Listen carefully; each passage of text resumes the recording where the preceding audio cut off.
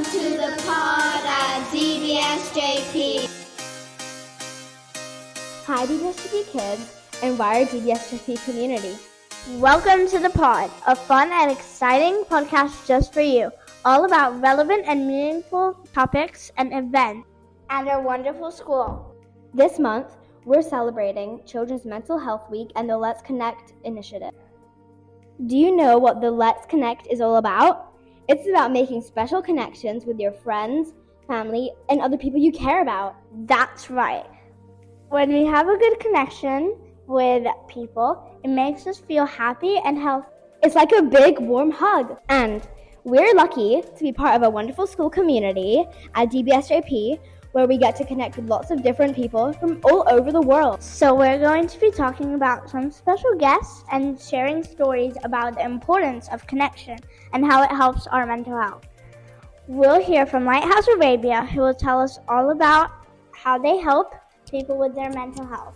We'll also talk to Ms. Priska, our school counselor, who will give us some tips on how to make connections with others. And two of our very own amazing Year 12 students will share their stories about how connections have helped them feel happy and healthy.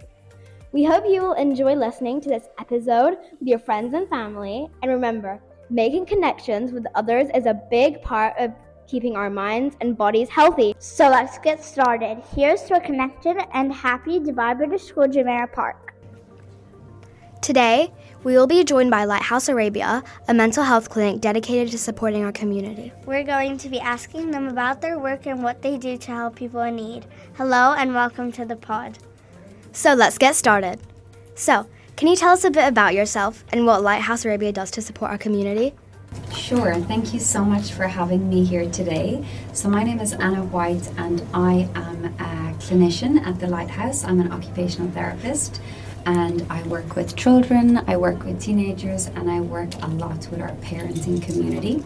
One of my favorite parts about my job is that I get to come to schools like this and deliver different talks to students and parents. So at the Lighthouse, we do many different things. We're really well known for our psychology services, but we also have other services such as psychiatry, occupational therapy, and speech and language therapy. And we provide different services to everyone here in the community in the UAE. Can you tell us a bit about what you have been delivering in our school today? So this morning at school, I had a parenting talk that was all about anxiety. So I was teaching parents how to identify and respond to themselves, but also students, their kids that might be struggling with anxieties and how they can support them at home, but also at school. That's lovely. Do you think our Year 12 students may be interested in pursuing a career in mental health, and how would they do that? Oh wow, well I would hope that some of them would be interested in psychology because it is an amazing career. I would say that they can really start to explore different options because psychology is a huge scope of practice. So it would be really important that they started to learn about the different jobs that they could have and maybe expand their learning, maybe engage in teen-to-teen mental health first aid, which is a training that we have, and also maybe look at some future pathways and future jobs that they could enroll in when they go to university. Lovely. Can you tell us a bit about how Lighthouse Arabia supports our school community? Amazing. So we are here for all of the different schools in the UAE, but some of the things that we do is that we have a referral pathway. So any students that might want to receive therapy services, they can come to us and we can try and support them at the Lighthouse. Other things that we do for teachers and counsellors in school, we provide supervision, we provide training, and of course for our parenting community, we come in and out of the school to deliver different topics, talks on different topics depending what they're interested in. For example, how to support your child who worries too much, or behaviour management 101, and many more different topics. That's amazing. You get to share your work across the UAE and everything. Of course, and we really love coming to schools and working with schools because that's really how the Lighthouse Arabia was created many years ago, where the directors came to school and taught parents and teachers all about mental health and well-being. And finally, how can we support friends and family who are feeling down or struggling with their mental health? What an amazing question. I think what we have to remember is that often we try and problem solve. Often we try and go in and give someone an answer, or we try and make them feel better. But we have to remember that most of the time when someone is struggling with their mental health, rarely anything we say can make them feel better. But what can make them feel better is just being with them and really listening to them. So you can ask different open-ended questions to show that you're listening, such as, how are you? Can you tell me more about that? What has school been like for you today? What can I do to help you? And really create a comfortable, confidential space where you can listen to them. That's amazing. We'd like to thank Lighthouse Arabia for joining us today and sharing their thoughts on mental health and how they support our community. If you would like to find out more about the amazing work the Lighthouse Arabia do, visit their website at lighthousearabia.com. Remember, mental health is important, and it's okay to reach out for help if you need it. Thank you for listening. And next up, we have Max and Sash, who had a very interesting chat with our Year 12 students. Over to you guys. Hey guys, thanks for tuning in. We just had a super interesting chat with the Lighthouse Arabia about mental health and its impact on students. And now, we have some amazing Year 12 students with us who've just completed a mental health course. They're here to share their thoughts and experiences with us. So exams can be a bit overwhelming. How do you guys handle the pressure? Well, I think the most important thing when you're doing exams is to take time to rest as well. So you can spend all your time studying, but you have to consider sleeping and eating well, otherwise you'll really struggle during all of the exams. Taking care of mental health during assessments is super important. What are some of the things you do to keep yourself in check?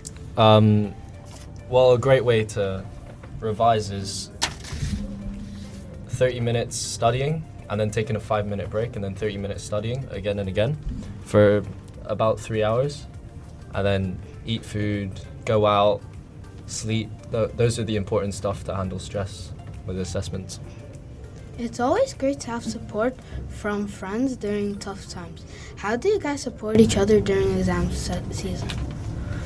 During exams, I guess it's important to, obviously you've got to prioritise yourself because your exams are really important, and that's one of the most important things that lots of people forget. You have to look after yourself first, and by doing that you're kind of helping the others around you, because if you're not stressed, then everyone else will be a bit calmer too. Year 12 can be quite stressful. How do you handle the stress and keep yourself calm? We handle the stress by, for example, in our free periods, we sometimes spend half studying and then half relaxing and talking with friends. And then we also have SPS sessions, which also helps us study. But yeah, that's mainly it. Finding a balance between school and leisure can be challenging. How do you guys manage to do that? I think a good way of doing it is just timetabling. So if you plan out your week and go, right, when I get home I'm going to do this much homework, and then I'll take a break for 20 minutes even is enough, and then do another hour. That means you're not going to burn yourself out by doing too much at once, but also you allow yourself to do the things you like to do. So, what was this mental course all about, and how do you plan to use it in the future? Do you see it having a role in your future career? Well, the mental health course was all about learning factors that affect eating disorders, depression, and what starts it. And the course that I want to take later in future, it does come into play, so it has helped me a lot. And that's a wrap for this segment of the podcast. We hope you guys enjoyed it as much as we did. Big thanks to our guests for joining us and sharing their experiences with mental health. Stay tuned for the next segment where Michelle and Adi will be speaking to our school counsellor, Ms. Priska, about mental health and its impact on students. Thanks, guys. And isn't this episode of the pod about staying connected and supporting ourselves and others' mental health and well-being absolutely amazing? and timely in line with Children's Mental Health Week. Right now, we have a special guest with us, Miss Priska, our school counselor. Miss Priska will be sharing with us how our school supports its community with regards to well-being and mental health. Let's start the interview. Miss Priska, it's great to have you with us today. Can you start by introducing yourself to our listeners? So my name is Priska Toland, and I am one of the school counselors here at DBSJP. We support a number of pupils and students in secondary and primary, as well as staff and parents. I studied psychology in America and have been in this line of work for about 12 years now and love it. Very nice. Miss Priska, can you tell us a little bit about why you chose the role of a school counselor and why you decided to join Dubai British School JP? So that's a really good question. I've always been fascinated by the human mind, emotions that we feel, as well as behavior. So that I studied during my bachelor years psychology, and then during my master's degree, I specialized actually in addiction counseling. So I've always been fascinated by, I guess, the human mind. DBSJP has been on my radar for a couple of years, and then the old school counselor actually left to go to Abu Dhabi, and that's when the job became available, and I jumped on the opportunity and was lucky enough to be recruited. Can you walk us through your day-to-day role in supporting the well-being and mental health of our school community? Every day is very different. We see about 150 students in primary and secondary. We also run different groups, social groups. We support staff and parents. Our day-to-day job involves seeing students, as I mentioned, around friendship issues, life changes, so that can be a death in the family or parents getting divorced. And then we also have our students who have been diagnosed with mental health issues. So what is super exciting is every day is different, and I think that's what I love most about the job. Okay, from your experience, is it easy to overcome issues that impact our mental health and well-being? So I would say it's absolutely possible, but at times it might feel not so easy. So what I tell, all the students and staff and parents that I see is be patient, be kind to yourself, and be very non-judgmental. So, whilst we might have a great counseling session, the next day might not be so great, but that's absolutely fine. And just be kind to yourself, look after yourself, and the importance of self-care.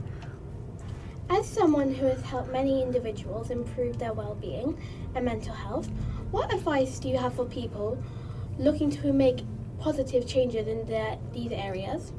So the first thing we always recommend and what we look at is the pure basics, which is, are you getting enough sleep? So we call that sleep hygiene. Then we look at nutrition. Are you eating healthy but also allowing yourself treats? Are you drinking enough water?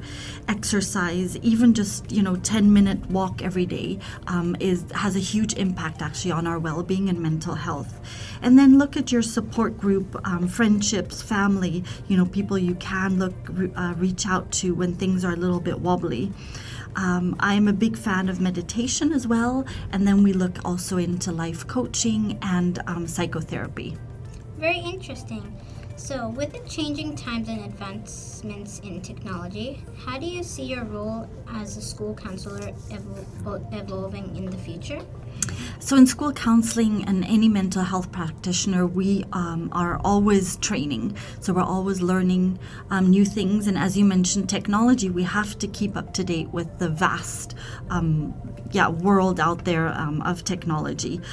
We always keep up with, we call it best practice, which is attending webinars, which is also attending supervision. So every mental health practitioner should have a supervisor that we can discuss cases with. What is happening out there? What is best practice? Have we changed anything around therapy approaches? And we're just trying to keep up with the evolving of the times, which is sometimes quite scary. And there you have it, Miss Priska. Thank you so much for taking the time to chat with us today about supporting well-being and mental health in our school community. Your insights and tips were incredibly valuable, and we're so grateful to have you on our show. Thank you to everyone for sharing their insights with us today on the importance of supporting well-being and mental health in our school community and the importance of connecting with each other. So that's the wrap of the month's episode of the pod.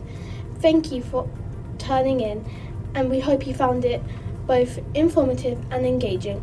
Don't forget to share this episode with your friends and family, and we'll be back soon with more discussions on topics that matter at our school. Until next time on The Pod. Bye for now.